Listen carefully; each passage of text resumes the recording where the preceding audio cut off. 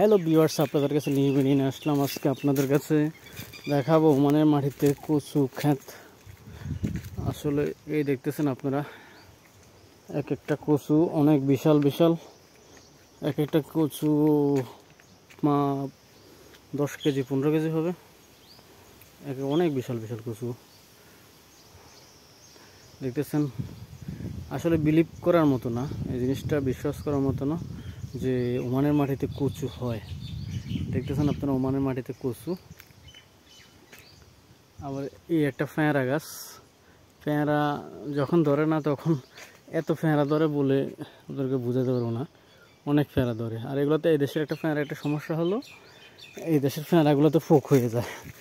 Folk হয়ে যায় অনেক টাইমে, ওষুধ না দিলে গাছে খাওয়া যায় না, পেয়ারা ভিতরে ফোক হয়ে যায়।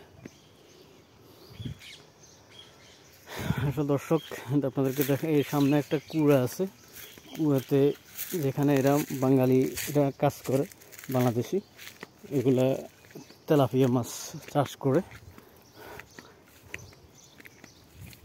আসলে মাছ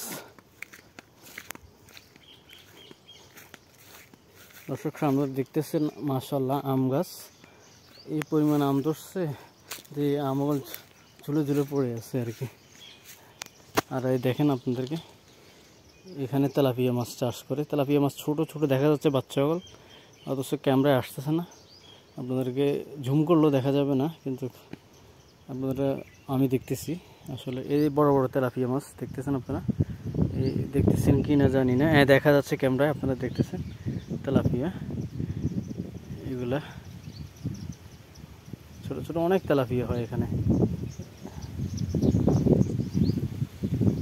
একটা লেবু গাছ, লেবু কি পরিমাণ লেবু আপনাদেরকে বলে বোঝানো যাবে না, আসলে অতিরিক্ত। এই দেশে আমি দেখলাম এক একটা লেবু গাছে কয়েক মন লেবু ধরে, মানে চায়না লেবু আর কি। এগুলোতে এই সামনের গাছটা দেখতেছেন, এটা লেবু গাছ, এটাতে এত পরিমাণ লেবু ধরে, মানুষে মানে 50-60টা ফ্যামিলি খেয়েও শেষ দিতে পারবে না এক একটা গাছের লেবু। আর আম তো দেখতেছেন আপনারা আমের। আর সামনে কলা গাছ আছে, কলা বাগান, আসলে অনেক বিশাল বিশাল কলা বাগান। কলাগুলা এই দেখতেছেন আম।